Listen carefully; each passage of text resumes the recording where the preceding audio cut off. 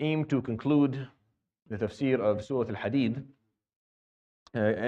completing with that the first cluster of surahs starting from Qaf to AlHadeed, and then hopefully inshallah after Eid we will try and we'll begin with the Mujadila and that new cluster of surahs. Because next week what I'll do is I'll do a little bit of a Hajj review. Like I'll go over the ritual itself, I'll show you some pictures, show you kind of where things are and what they're called and kind of how it works, and explain to you some of the symbolism in it, and share with you like a kind of a condensed version of the experience of Al-Hajj for those who are interested obviously in attending. But today we have the last page of Surat Al-Hadeed that we have not completed yet, and I think it's really worth the time to kind of go through it. The end of Surat Al-Hadeed is actually very information heavy, and there's a lot to learn from it.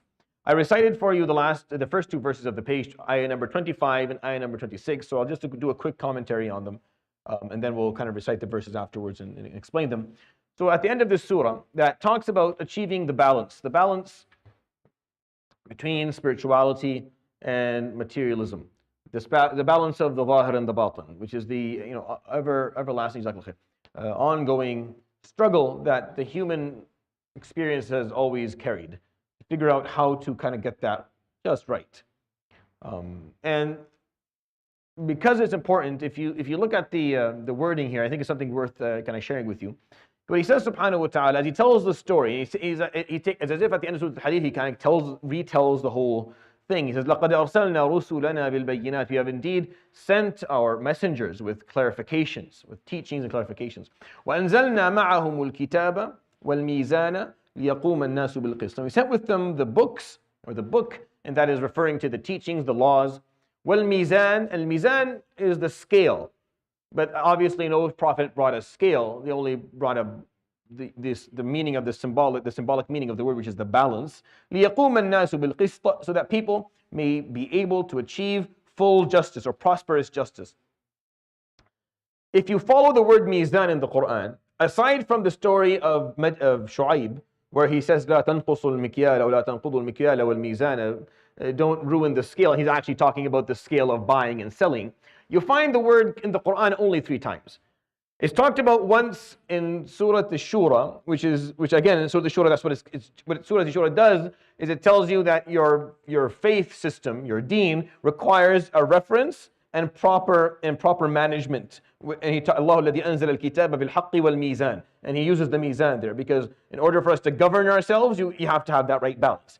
Then it's talked about again in Surah Al-Rahman, and we've done the tafsir of that surah in this session, because it's one of the biggest blessings that Allah subhanahu wa ta'ala has ever given this nation or given humanity, is that He وَالسَّمَاءَ رَفَعَهَا وَوَضَعَ الْمِيزَانَ أَلَّا تَطَغَوْا فِي الْمِيزَانِ وَأَقِيمُوا الْوَزْنَ بِالْقِسْطِ وَلَا تُخْسِرُوا الْمِيزَانِ.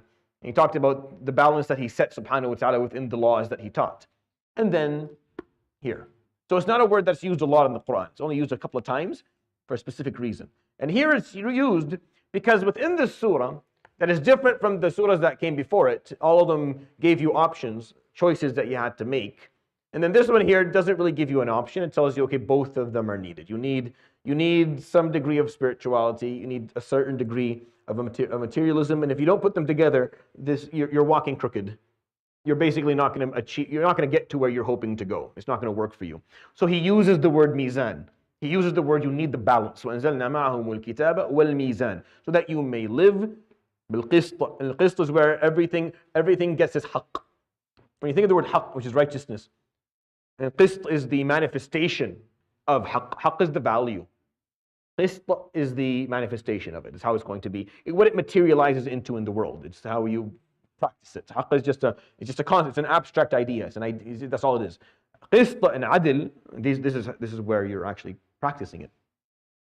So the reason that Allah subhanahu wa ta'ala gave this law, and the reason that He made sure that it was perfectly balanced, is so that we can live a life that will achieve fairness and justice and prosperity, which is what the word qist means.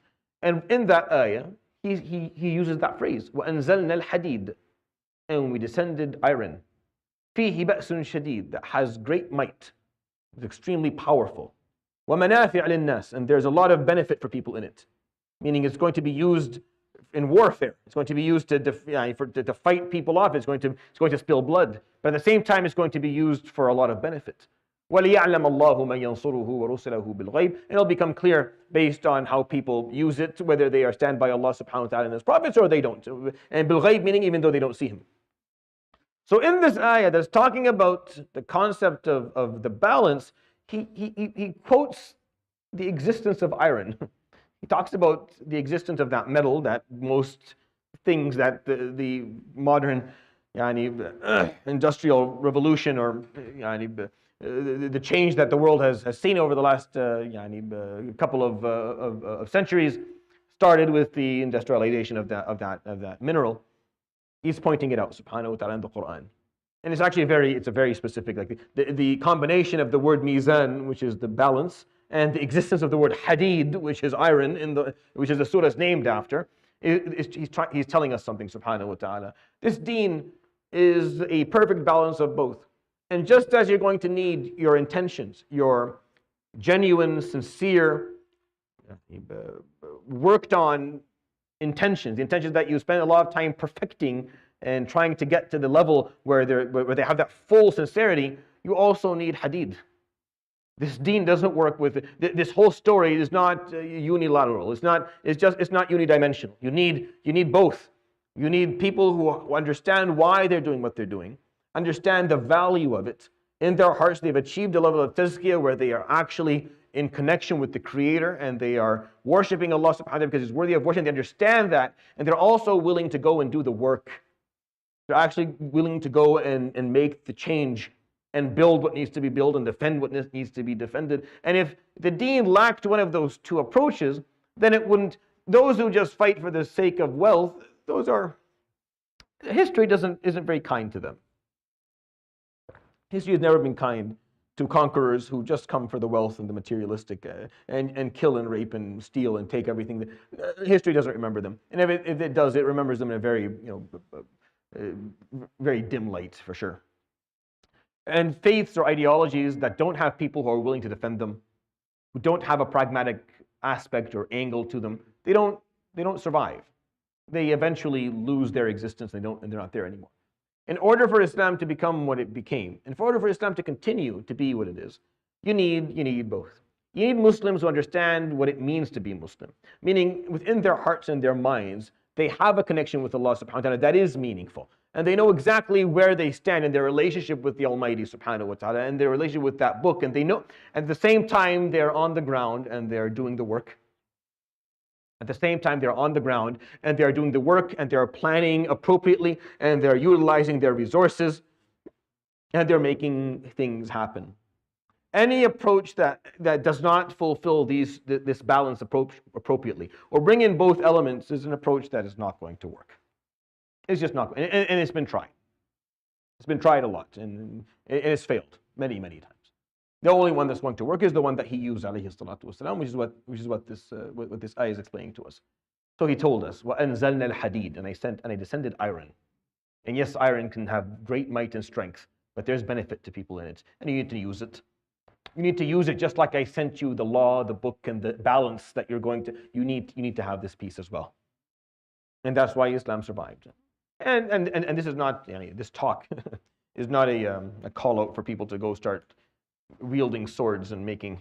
This is explaining to you that Allah subhanahu wa ta'ala in the Quran from the beginning recognized for us and explained to us that there's going to be a spiritual aspect of your experience and there's going to be a materialistic one as well.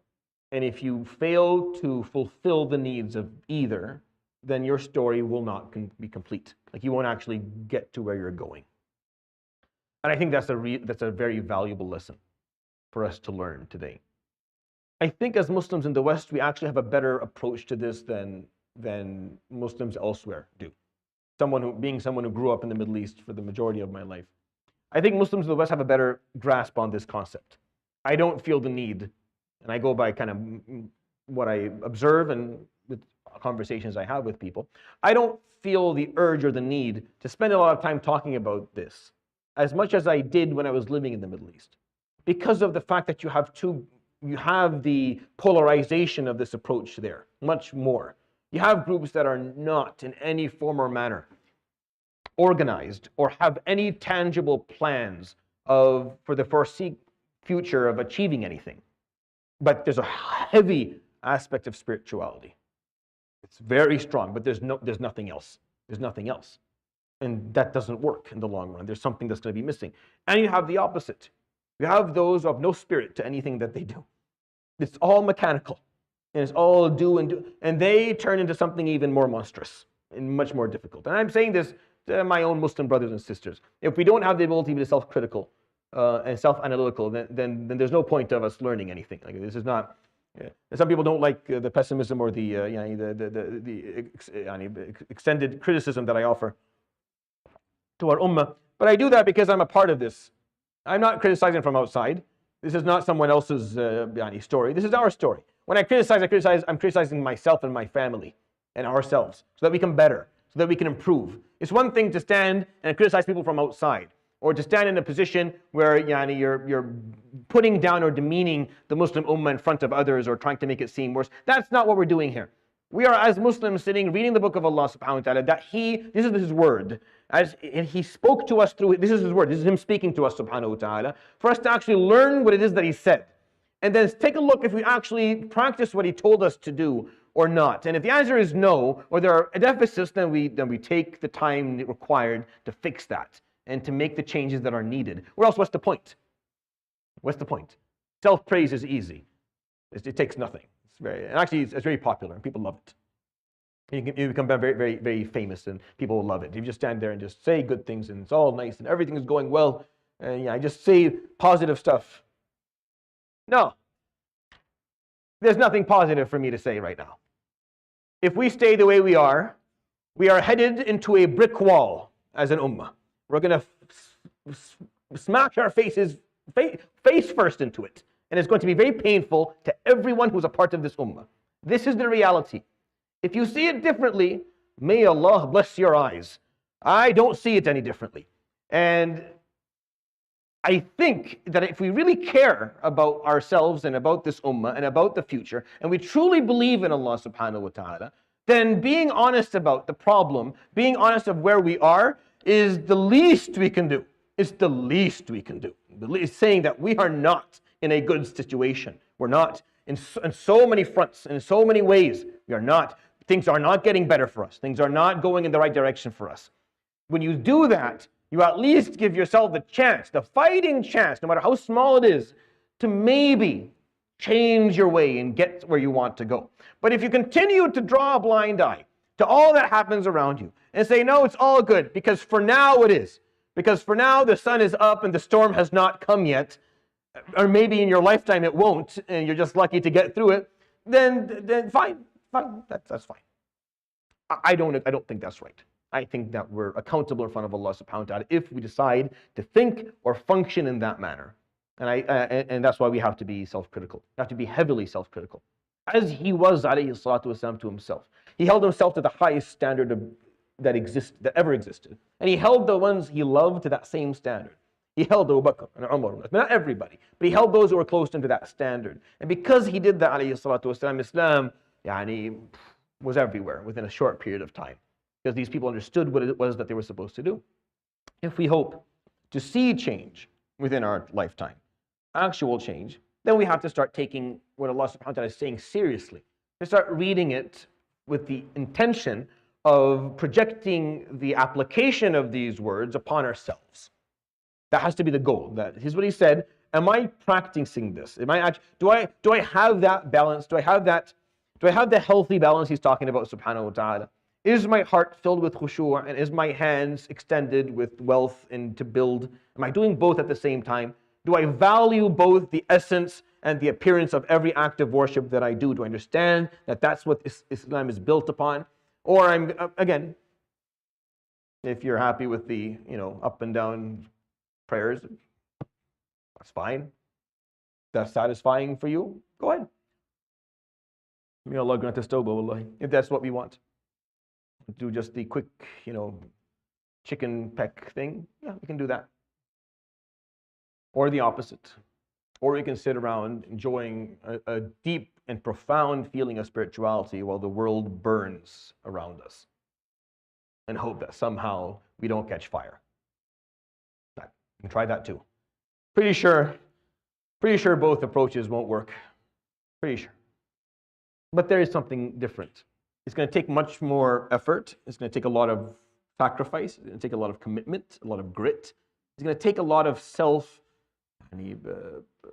improvement. It's going to take a lot of change, inner change. We're going to have to look at ourselves in the mirror individually and collectively as an ummah, as a nation, as a community, and start saying, when this has to change, this has to change. This cannot continue to act the way, to continue in the way that it is. I can't continue to behave this way, think like this, act in that manner.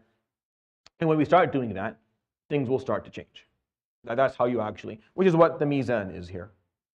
He sent that balance, subhanahu wa ta'ala. It's a balance. That balance has to be maintained. You ruin the balance, everything falls to pieces. You have to keep the balance. In the ayah, it tells you, أَنزَلْنَا الْحَدِيدِ, I descended iron upon you. Use it for the good that you need. Use it. Just like I told you, أَلَمْ يَأْنِ لِلَّذِينَ آمَنُوا, has not the time not come for your hearts to find khushu'? I'm telling you, أَنزَلْتُ الْحَدِيدِ, I sent you iron as well. You cannot come to God and say, "Oh, you focused on one thing, not the other." No. After reading Surat al-Hadeed with me, I think it's become extremely clear. Okay, that's my 2 cents on that topic. So he continues, subhanahu wa ta'ala, at the end, the finale of Surat al-Hadeed, which is not done, by the way. The most interesting part of the surah is ayah number 27 by far, and I'll explain it to you today, inshallah. He continues the story, and he actually goes into more details. وَلَقَدْ أَرْسَلْنَا نُوحًا وَإِبْرَاهِيمَ وَجَعَلْنَا فِي ذُرِّيَّتِهِمَا النُّبُوَّةَ وَالْكِتَابَ فَمِنْهُمْ مُهْتَدٌ وَكَثِيرٌ مِّنْهُمْ فَاسِقُونَ. Indeed, we sent also Nuh and Ibrahim, meaning he gave the general story. I sent messengers, I gave them a law and a balance, and I descended upon them iron for them to use for their benefit and defend themselves. So I explained it. And I sent Nuh and Ibrahim, and I put within their families prophecy, nubuwwata, wal kitab, and law. I gave them all that they needed. فَمِنْهُمْ مُهْتَدٌ. Some of them accepted the guidance and they followed the footsteps, they followed the teachings. وَكَثِيرٌ مِّنْهُمْ فَاسِقُونَ. A lot of them went astray. Al-fisq here is not a curse word of them not being good people. Here is just referring to the fact that they went astray. فَسَقَتِ الْحَبَّةُ مِنَ النَّوَى. This is the word that Arabs use to say that a seed or a blossom broke loose from a seed. I mean, it went astray. It's no longer contained where it needs to be. So وَكَثِيرٌ مِّنْهُمْ فَاسِقُونَ. A lot of them broke off. Didn't continue on the straight line, and they broke off and went in another direction and practiced things very differently. So it's more of an explanation that some of them stayed the track, stuck to the path, and some of them broke off and did something different. And then he continues, subhanahu wa ta'ala, the story. So we'll recite, inshallah, together ayah number 27, and we'll go through the very important meanings that it shares with us. So we'll start with ayah number 27, inshallah, of Surat al-Hadeed. أعوذ بالله من الشيطان الرجيم. بسم الله الرحمن الرحيم. ثم قفينا على آثارهم برسلنا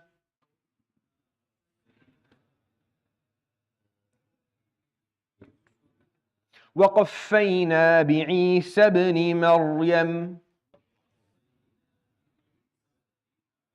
وآتيناه الإنجيل وجعلنا في قلوب الذين اتبعوه رأفة ورحمة.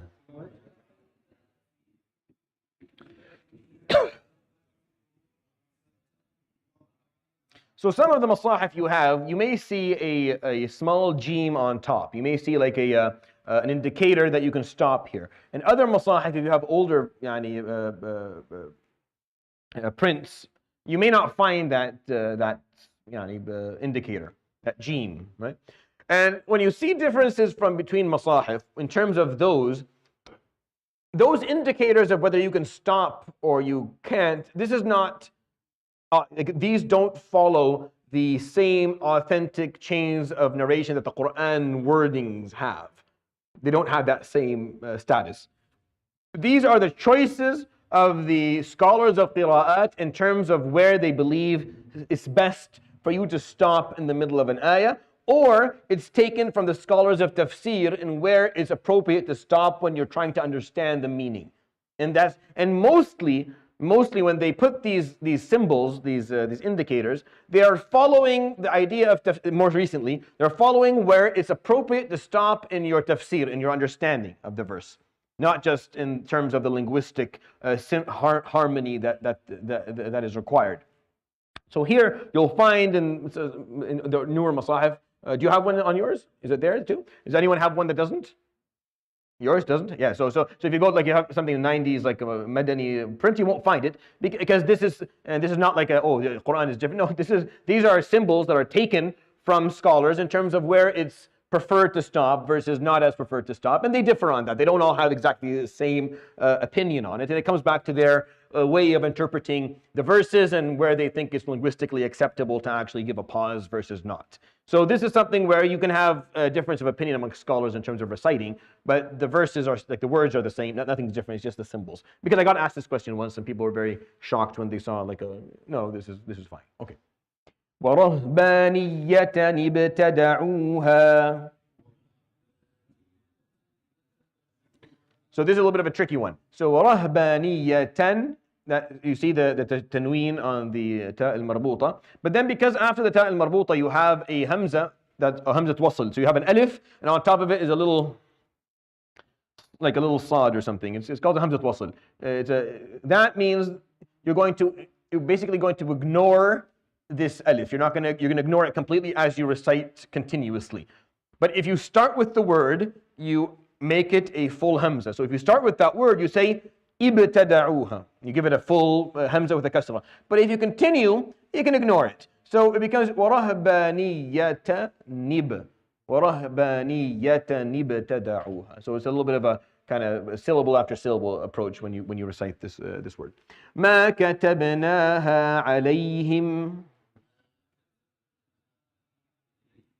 إلا ابتغاء رضوان الله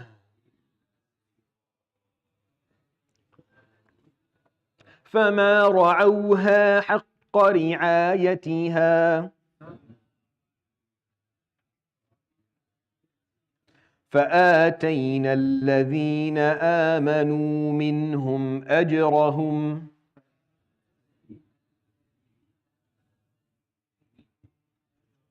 وَكَثِيرٌ مِّنْهُمْ فَاسِقُونَ.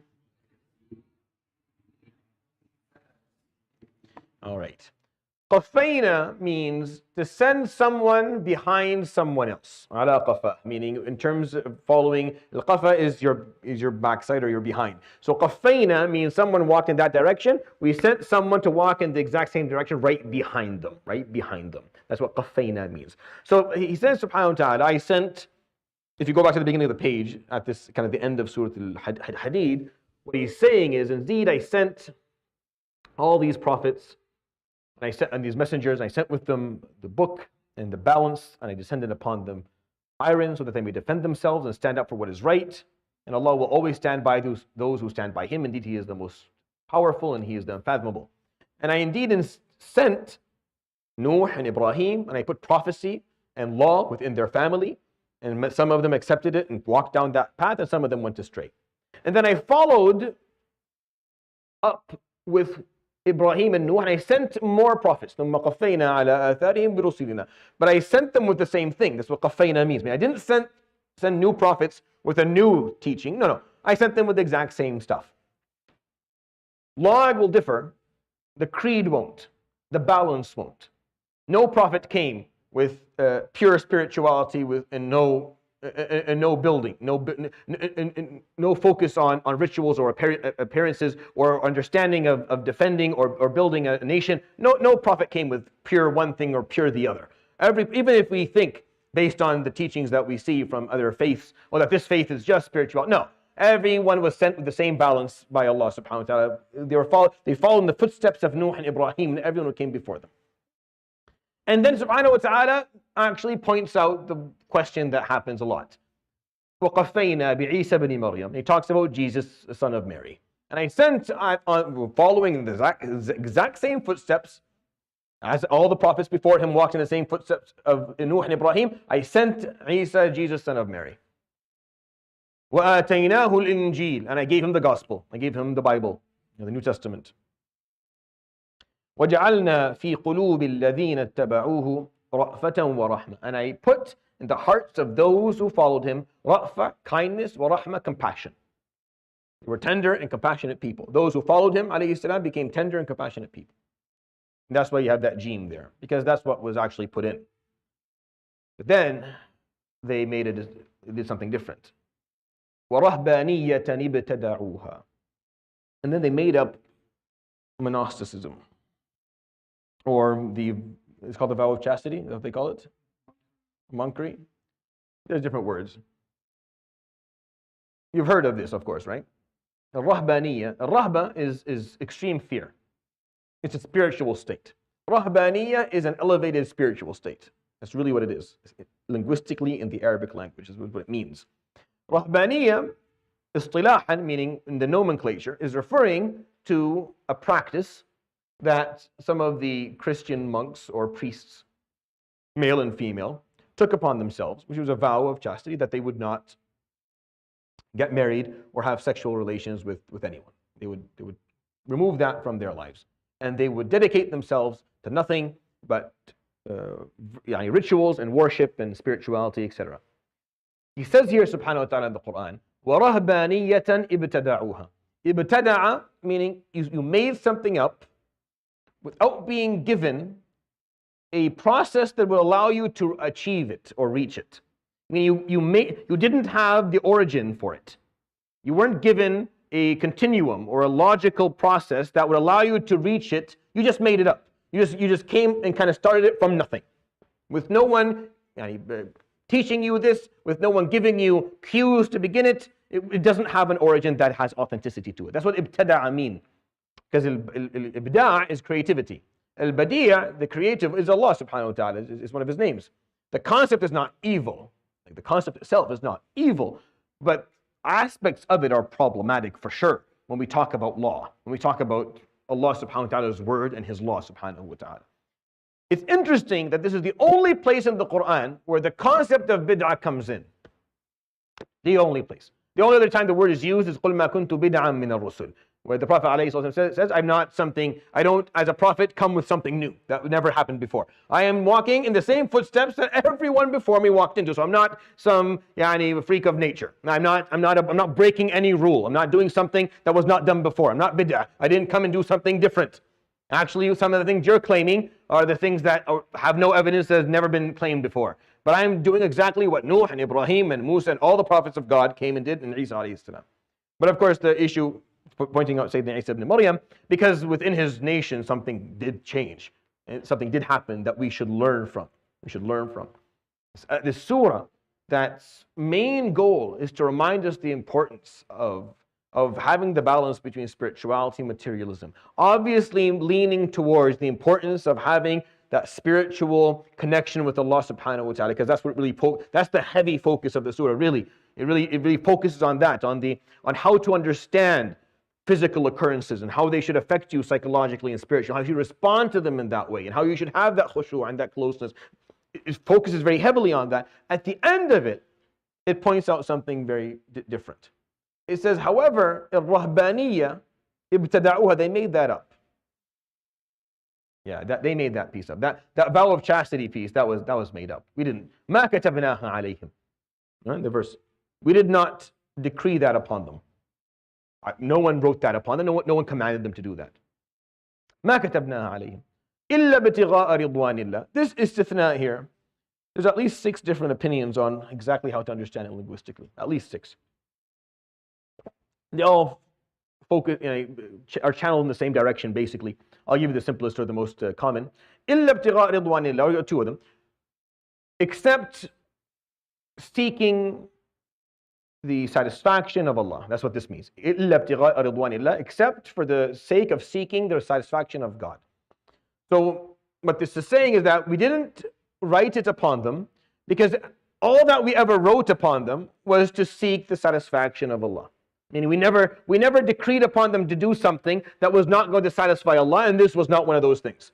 Al-Rahbaniyya, this vow of chastity or the monasticism that they're talking of, was not something that pleases Allah, so it was not decreed upon them. إِلَّا ابْتِغَاءَ رِضْوَانِ اللَّهِ here means that this was not except meaning we only wrote upon them nothing except that which would please Allah subhanahu wa ta'ala. Or the second meaning for it, which is also acceptable and probable, is that they only did it with the intention of pleasing Allah. It was not decreed upon them, مَا كَتَبْنَاهَا عَلَيْهِمْ, but they did it إِلَّا ابْتِغَاءَ رِضْوَانِ اللَّهِ. They only did it because they thought that if they did it, they would please Allah subhanahu wa ta'ala more. And then he says, فَمَا رَعَوْهَا حَقَّ رِعَايَتِهَا. But they couldn't see it through. They didn't take care of it. They made a vow. They committed themselves to something that Allah subhanahu wa ta'ala did not ask them to do, did not please Him subhanahu wa ta'ala. They committed themselves to it and they couldn't see it through. They could not take care of their vow the way they didn't give it its due observance. They did not observe it in the way that it deserved to be observed. Here's the problem with let me explain, because this is important on multiple levels. You're only required to worship Allah the way He asked you to. You're not required to do more than what He explained from you to do. Like you're not supposed to. You're not asked to do that. You're not asked to go out of your way and do things to yourself in the pursuit of the satisfaction of Allah subhanahu wa ta'ala. All that satisfies Him, all that pleases Allah subhanahu wa ta'ala, He has explained to you. There's no reason to make anything up. The examples that we have of that. When the Prophet ﷺ was told there was a man by the name of Abu Israel, and he had vowed to stand in the sun and fast. That's what he vowed. To stand in the sun and fast. He wasn't going to sit, he was going to move from the sun, he was going to fast. فقال النبي عليه الصلاة والسلام مروه, command him. فليجلس وليخرج من الشمس وليتم صومه فما لله حاجة في تعذيب هذا نفسه. So he said عليه الصلاة والسلام, command him, may he sit when he's tired, and may he not stand in the sun all day, and may he continue his fasting. Because that's a good one. The fasting piece we have explained that it's a good deed, so continue your fasting, but get out of the sun and sit down whenever you want. Allah subhanahu wa ta'ala has no need for this person to torture themselves. Like, he has no need for that, so don't do it. Another example, when the Prophet ﷺ was told that a number of younger people had decided that they were going to make some changes to their lifestyle. And it's not the good stuff where they're waking up in the morning and sleeping at night and none of that. What they decided to do is that they would know. One of them said, I will never break my fast again. The other one said, I will never ever sleep at night again. I will pray all night. And the other said, I'm never going to marry. I'm going to just not. I don't want to get distracted. And their argument was, well, the Prophet ﷺ, he's the Prophet ﷺ. He doesn't need to do all this stuff. So he's fine, doesn't require it. But we do, because we're weak and we have a lot of problems, so we need to, pick it up a notch. Like, we have to push ourselves a little bit harder to get it done. The Prophet ﷺ calls them, فقال أما إن أتقاكم لله وأخشاكم له أنا. No one fears Allah or reveres Allah or has a better relationship with Allah than me. And this is not a bragging point. This is for us to learn. Because if he didn't say that, we'd be in a problem. If he didn't make that, even state that clearly, there would always be a little bit of an issue here in terms of the argument. وإني أصوم وأفطر وأصلي وأنام وأتزوج النساء. I fast and I break it. Some days I fast, sometimes I don't. Some nights I pray, sometimes I sleep, and I get married. فَمَنْ رَغِبَ عَنْ سُنَّتِي فَلَيْسَ مِنِّي. Those who don't want to follow in my path, they're not a part of me. You follow in the path that I explained to you. You don't make things up. You don't come and make something up. You don't make something up in terms of worship that ruins your functionality.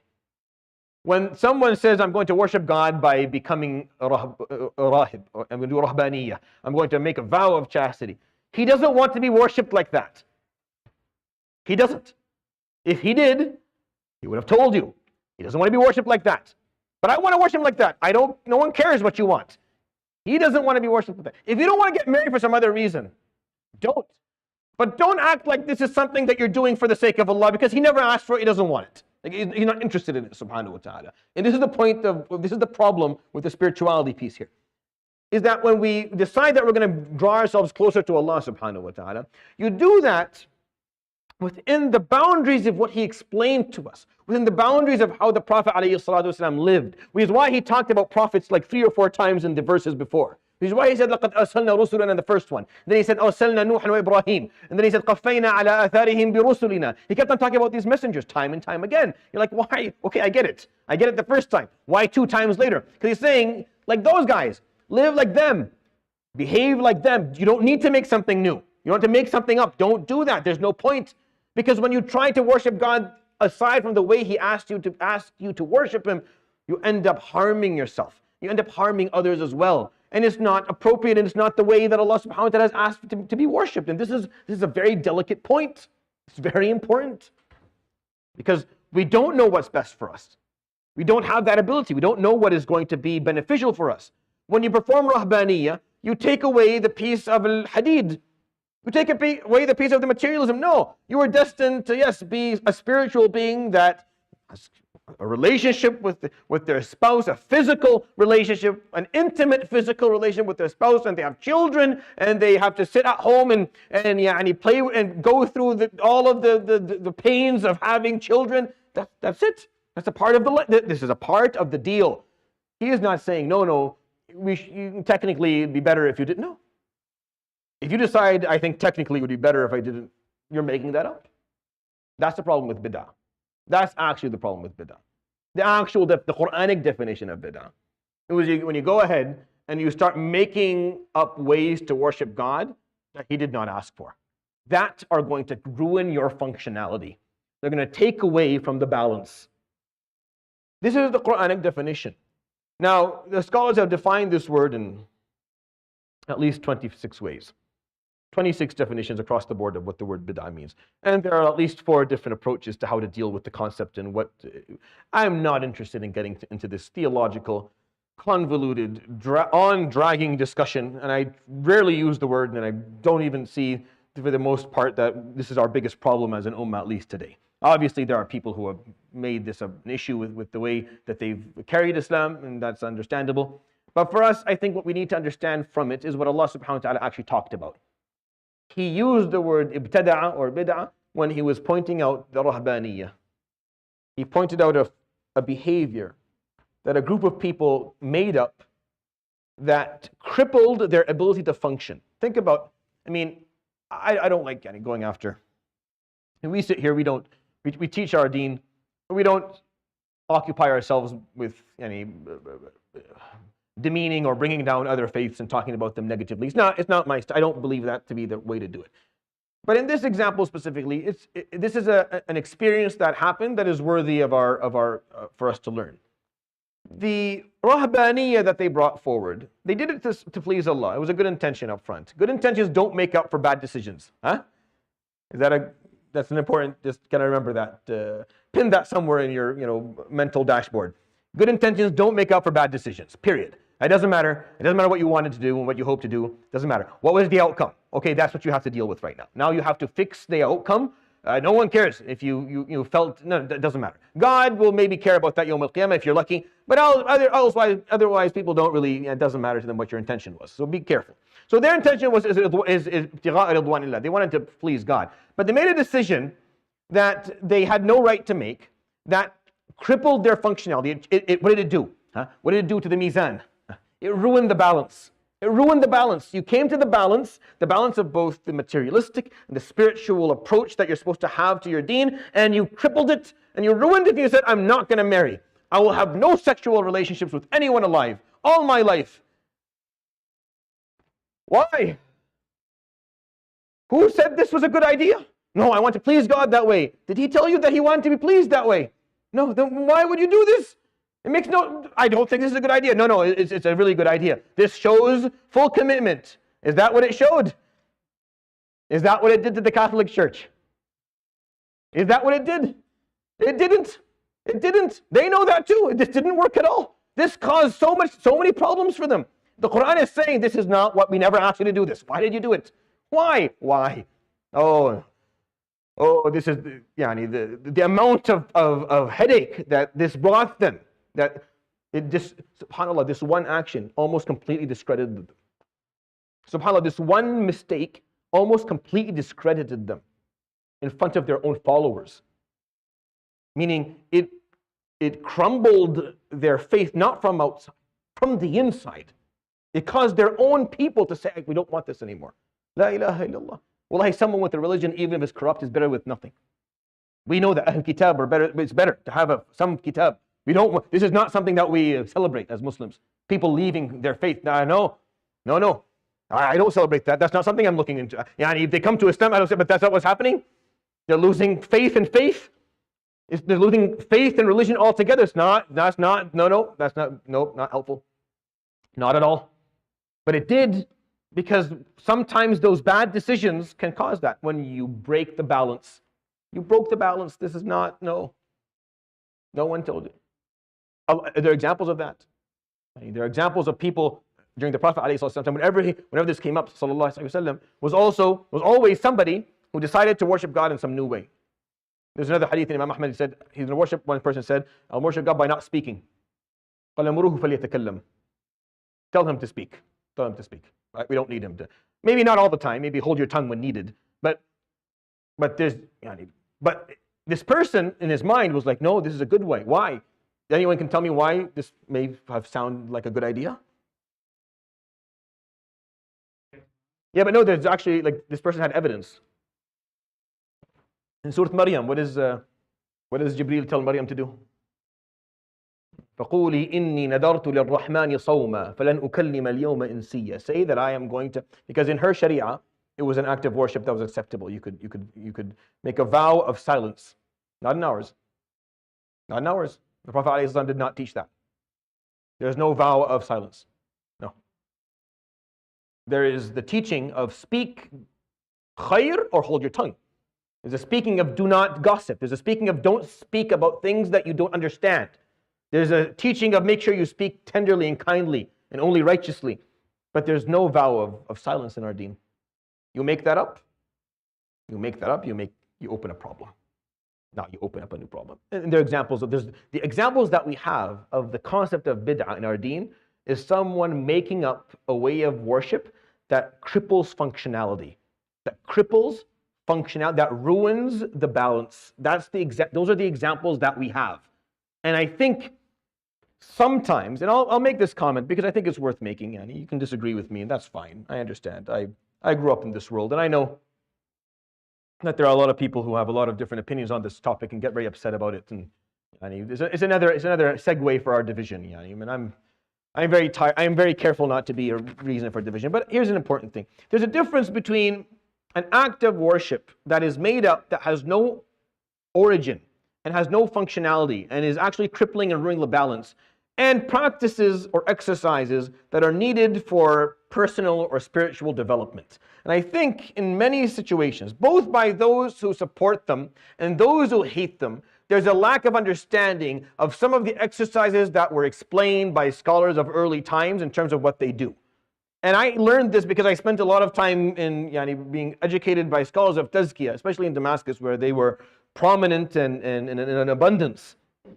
And there was always, especially the followers and the young followers, there were those pro and those who are against some of these practices, some of these learnings, where they don't understand the difference between an act of worship, something that we are doing where we are claiming this is ibadah. This is an act of worship that we're using to worship Allah subhanahu wa ta'ala, and an exercise. An exercise that is designed for you to learn about yourself and to grow. And those are needed. Exercises are needed. You have to actually put yourself in situations where you can learn about yourself something, so that you can actually perfect your prayer, perfect your dua, so you can spiritually grow. They are not necessarily acts of worship that we're going to do 2 or 3 times a day and teach, but they are needed for our development. And I find people don't see the difference. I'm going to give you an example of something that I was told that, and they used the word bid'ah to actually describe. Like this was the word that was used. On Fridays, right before Jum'ah, we have 2 brothers recite Surat al-Kahf. So I was called by multiple people saying, this is a bid'ah, you should stop doing it. So I said, well, what exactly is the bid'ah piece about it? Like, what is it? So the answer that you get And this is the answer that is very simplistic and it's not authentic, it's not appropriate. Like, this is not a good answer. Where you say, well, the Prophet didn't do it. Well, ya aini, the Prophet didn't do a lot of things, alayhi salatu wassalam. That's not a good answer. You need to have a different approach to what we're talking about here. You have to give me, you actually have to have a better definition to what we're doing. Is what we're doing something the Prophet alayhi salatu wassalam commanded not for us not to do? Number one. Number two, is it based on a concept or a belief that does not have an origin within our deen? Meaning I'm bringing something, I'm pulling something out of my pocket that does not have any authenticity. Number two. Number three, are we claiming that this is an authentic act of worship that is a sunnah that we should be doing it? Not everything we do, we can use the word, it's a sunnah, meaning the Prophet ﷺ did it. It doesn't mean that it's not an act of worship. It doesn't mean that. Again, there's a differentiation here.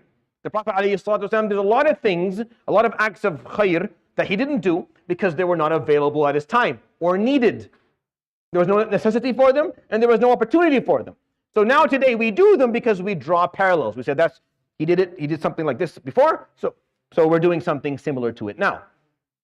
So when we talk about something like reciting this, is it acceptable? So you have to ask the big question: is it acceptable for someone, for you to have a specific time of the day where someone recites the Quran openly for people to listen to? Yes. Is it sunnah to recite Surat al-Kahf on Friday? Yes. Is it sunnah to help people, to teach people who don't know how to read, how to do it? Yes. So then you have enough Islamic religious background or basis to say that this is not a bid'ah. This is an act that the Prophet ﷺ didn't do because there was no necessity for it, that today we are doing because there's benefit for doing it. And that requires an understanding not only of usul al-fiqh, but also of usul al-din, meaning understanding the origins of religion itself. What are the goals of faith? What are the purposes of it? And whether what you're doing is going to achieve a purpose or not. Another example is when they say a couple of people, they want to pray once a week, they want to do Qiyam al-Layl so they don't kill it off in their lives. So they choose a night and they pray Qiyam al-Layl. It's a bid'ah. No. Again, not a good word to use. This is a big word. This is a big word. I take this word very seriously. Like, the word bid'ah is huge. Why? Because كُلُّ بِدْعَةٍ ضَلَالَةٍ وَكُلُّ ضَلَالَةٍ وَصَاحِبُهَا إِلَى النَّارِ. Because every bid'ah takes you to misguidance, and every misguidance will take you to Jahannam. And we just saw a colossal example here. وَرَهْبَانِيَّةً ابْتَدَعُوهَا. They made up Rahbaniyya. It crippled everything. It ruined everything. It's a huge problem when you make a bid'ah. And I'm not to say that in Islamic history we haven't had people, ashab bid'ah. No, of course people have made things up and caused problems. And have divided the ummah horrifically. When you make a claim like somehow there are people amongst us after the Prophet ﷺ died who are still who still receive some form of revelation, or ma'soom, they don't make mistakes, and they can be a reference, meaning bringing the papacy into Islam, bringing the concept of a papa, bringing that in here is a musibah, because that's a bid'ah. That's not, he said once that's it, Jibreel stops coming. So yes, there are people who have wisdom, who have knowledge, but they don't have revelation. Let me tell you this really interesting story that I was told by one of my teachers. Sheikh Shukri told me this story. He told me, the story was of people, a small village, and they were looking to see the moon. They were to see the moon because it was the end of Ramadan, as usual. So that night, they're looking to see the moon, and they don't see it, but a man comes and says, last night, or this morning when I was sleeping, the Prophet ﷺ came to me in my dream and told me that tomorrow is Eid. And he was a respectable member of the community, and he said it publicly. So people started all. So this is what the judge said. He was the mufti. He said, did you see him when you were awake or when you were asleep? Did I saw him when I was asleep? He said, well, he told me when I was awake that tomorrow is Ramadan. You saw it in your sleep. I saw him when I was awake. So my experience trumps yours. And then people, of course, stood back and he said, because what you're telling me is a dream, but the law, the fiqh, the law of Islam, the law he left me, sallallahu alaihi wasallam, is him teaching me during my awake time exactly what to do. He told me, you look up, if you see it, then you have Eid. If you don't see it, you do Ramadan. That is him talking to me during my awake time. So your dream does not trump this. Sallallahu alayhi wa sallam. Does that make sense? And that's where this becomes important. That's where the understanding of this becomes very, very, very important, of knowing exactly how we're supposed to deal with these problems. I can go on about this for a long time, but I'm not going to. But I think the example here is just majestic. At the end of Surat AlHadeed, that focused upon spirituality more than any other surah, taught the balance, came and said, by the way, be very careful. Don't make things up. Don't make things up. Don't ibtadi' something new. You have all you need. Everything that you need was taught to you. Every aspect of worship Allah subhanahu wa ta'ala has given to you. So follow it. Don't make anything up. Make sure you keep the balance going. If you ruin the balance, everything will come crumbling down. Just like it happened to those who claimed to follow Isa bin Maryam when they brought forward the Rahbaniyah. They did it it was a good intention, well-intended, doesn't mean anything. The guy who saw the dream, well-intended, wasn't a bad person, wasn't lying even probably even meant it. Doesn't matter though, doesn't matter. Bad intentions don't make up for bad decisions. Bad decisions have to be made with the proper logic.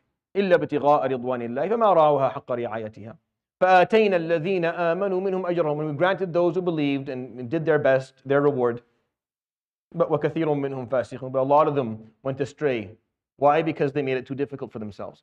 When you can't do it anymore, let me tell you funny. Ibn Umar, he was very enthusiastic about worship. He was very, mashallah, one of the Abadi, one of the great Sahaba. So he came to the Prophet ﷺ and he said, how much, I want to have like my hizb of the Quran, because he had a simple hizb, I want to make it bigger. So the Prophet ﷺ started giving him options. So I read it once every month. No, I can do better. Type once every 2 weeks. No, I can do better. Type every week. I can do better. Type every couple of 4 days, 5 days. I can do better. And he said every 3 days. Oh, I can do better. He said, no, you can't read it less than 3 days. And then he talked about siyam. He's like, I want to fast every day. No, don't fast every day. Fast maybe just the two, Ithnain Khamis, or the 3 days of the 13th, 14th, 15th of a lunar month.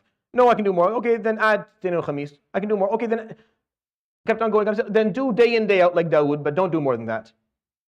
يقول ابن عمر فتوفي النبي عليه الصلاة والسلام وليتني أخذت برخصته.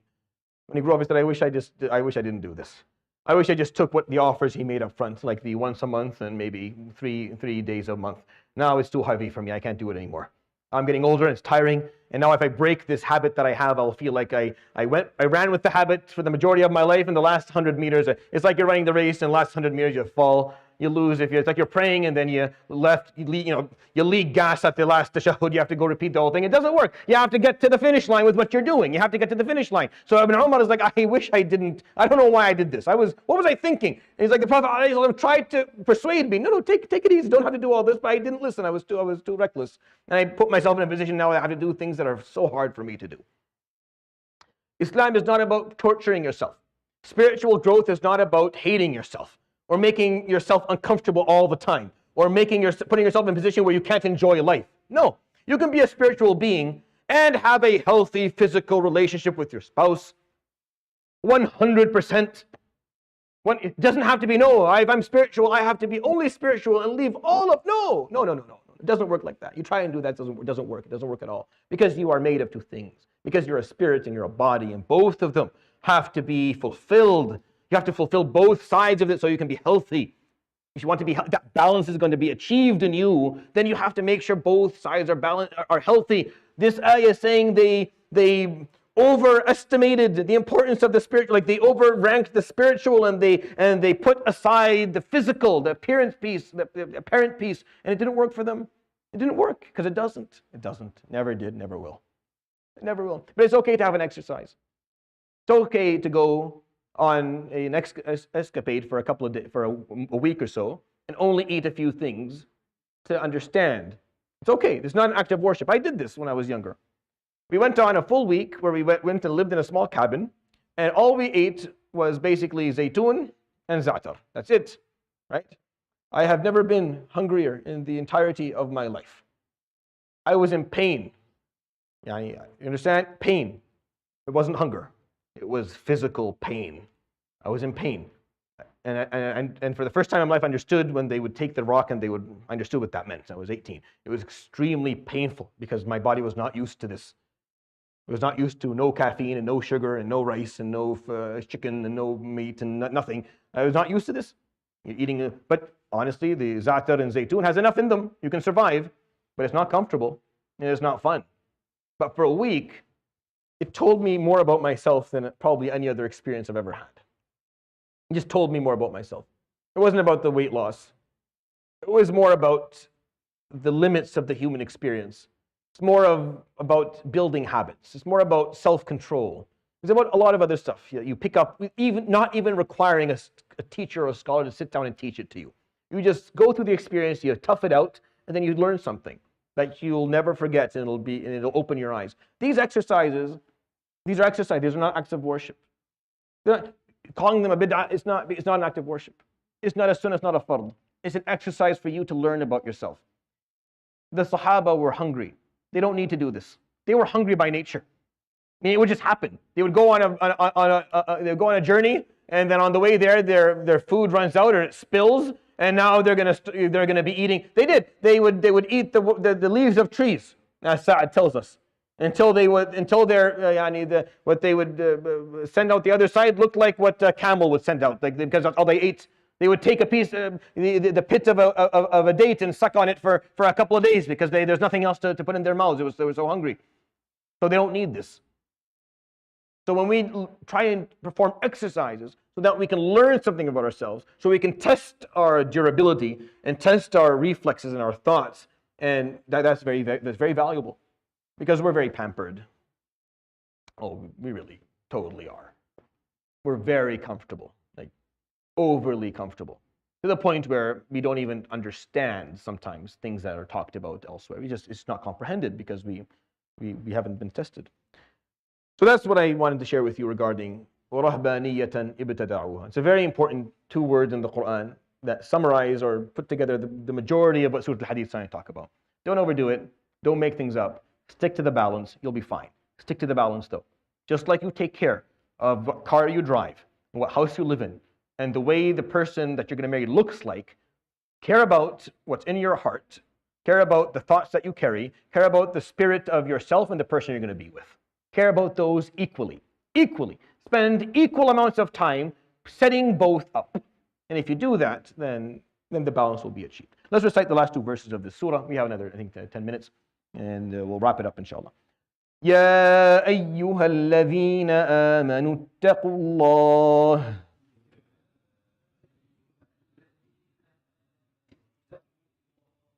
اتقوا الله وآمنوا برسوله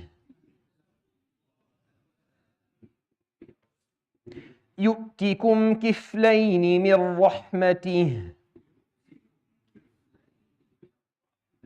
ويجعل لكم نورا تمشون به ويغفر لكم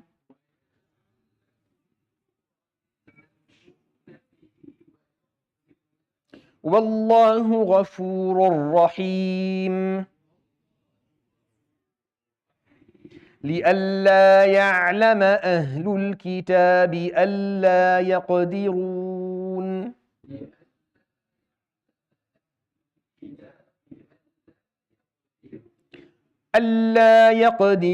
على شيء من فضل الله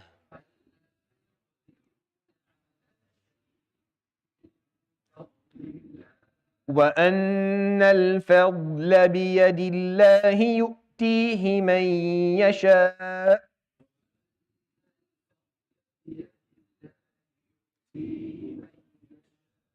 والله ذو الفضل العظيم.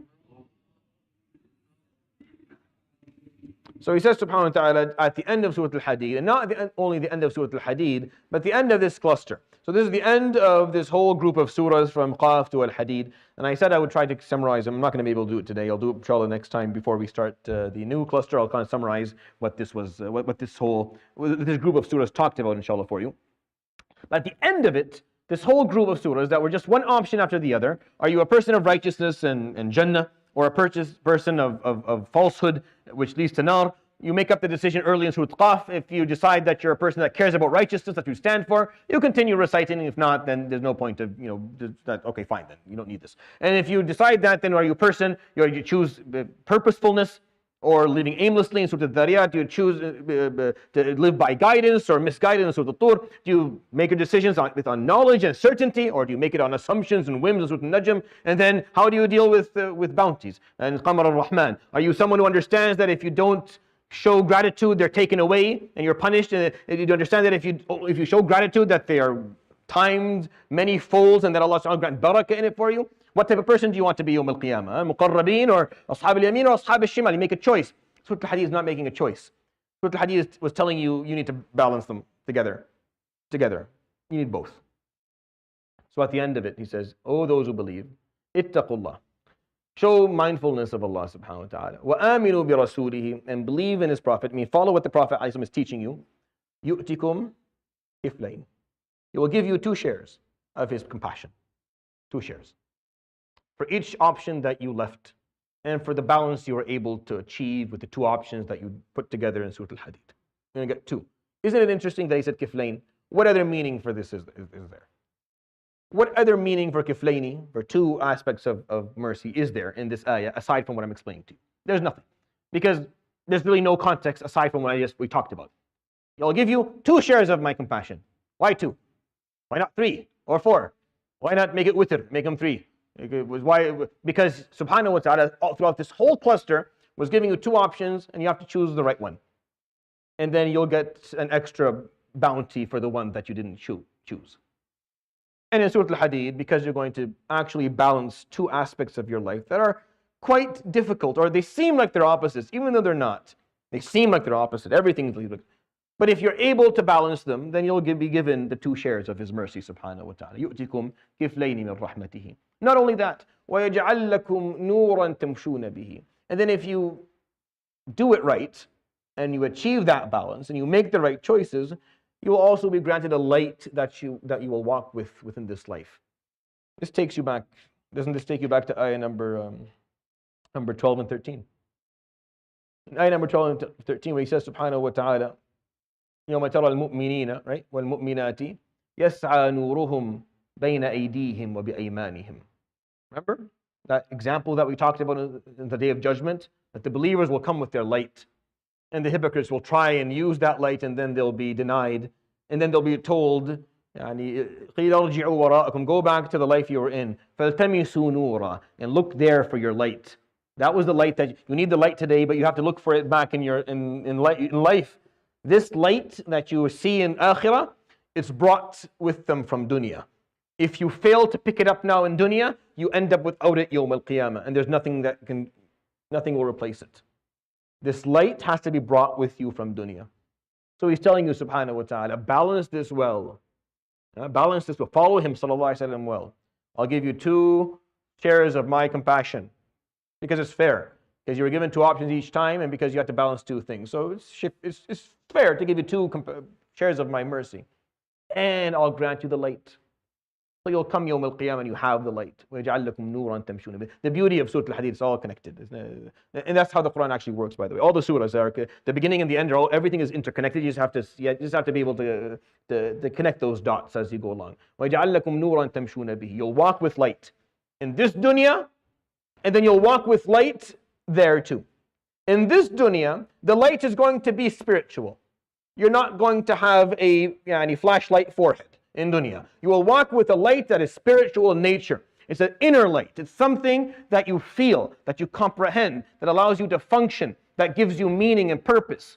But it will turn into a physical light on the day of judgment, because there's no need for it anymore. It'll turn into a physical light and it'll light your path as you try to maneuver the difficulties and the obstacles of the day of judgment, as you make your way towards Allah subhanahu wa ta'ala into the gates of heaven.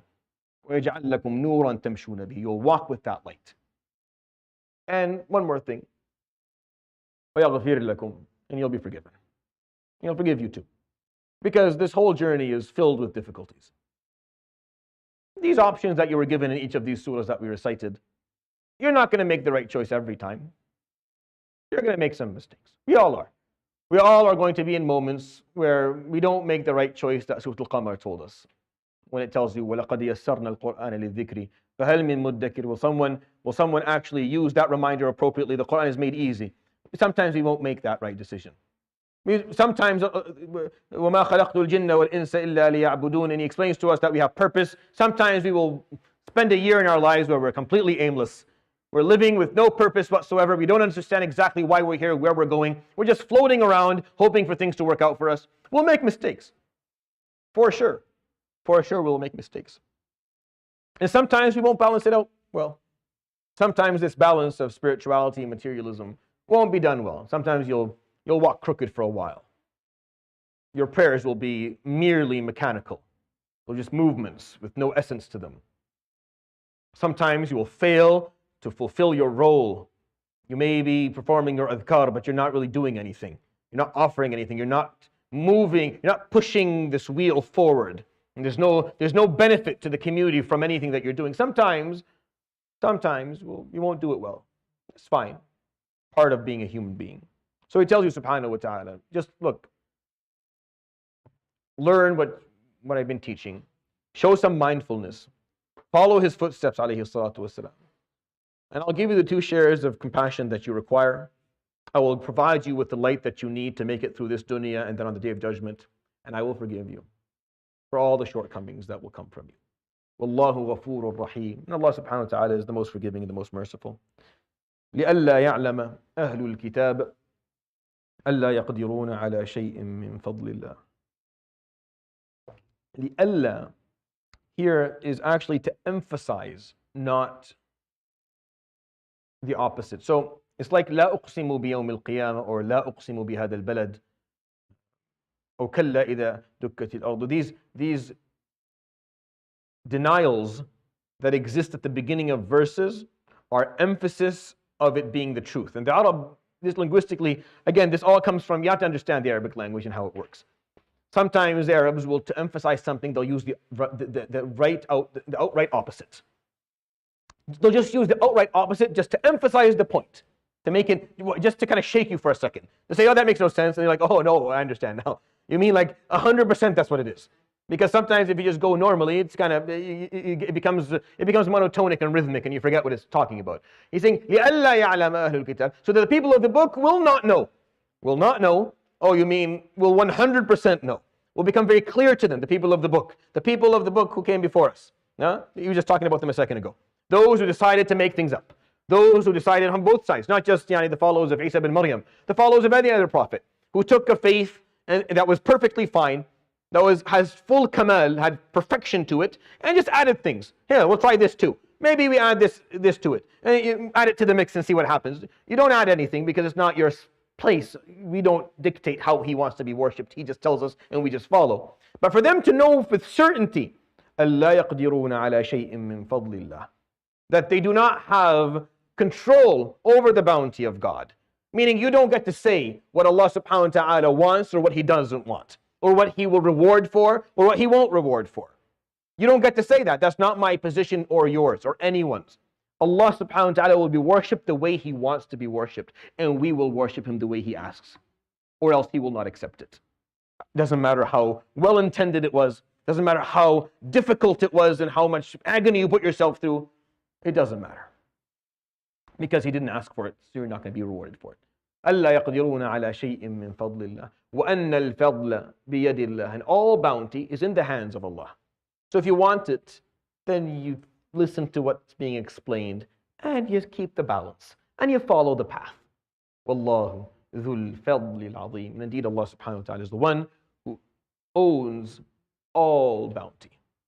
All the great bounty is in His hands. So just follow. You want it, then just listen and follow what He explained and make those choices as appropriately as He commanded subhanahu wa ta'ala. That is the end of this very beautiful cluster of surahs from Qaf to AlHadeed. I hope that you found benefit in it. I will do a quick summary for it inshallah after Eid, once we resume this halaqah, because at that point we'll start Surat al-Mujadala, you're in for a treat. Surat al-Mujadala is a lot of fun. This whole cluster from Mujadala Tahrim is just action-packed. It's all stories of the Prophet ﷺ's life, and it's just very heavy. It's just beautiful, and we'll enjoy it inshallah together. But I'll do a revision for you at that point. Next week, I'm going to do a revision of Hajj. This halaqah will run, but I will talk about Hajj, so you're welcome to come and it's a similar presentation to what I did last year, but I'll just kind of explain to you a little bit the manasik, explain to the symbolism behind it, allow you to kind of maybe understand, maybe share with you the khutbah of the Prophet ﷺ as well. I'll end with that. Subhanakallah bihamdika, la ilaha illa anta, astaghfiruka wa atubu ilayk. Wa sallallahu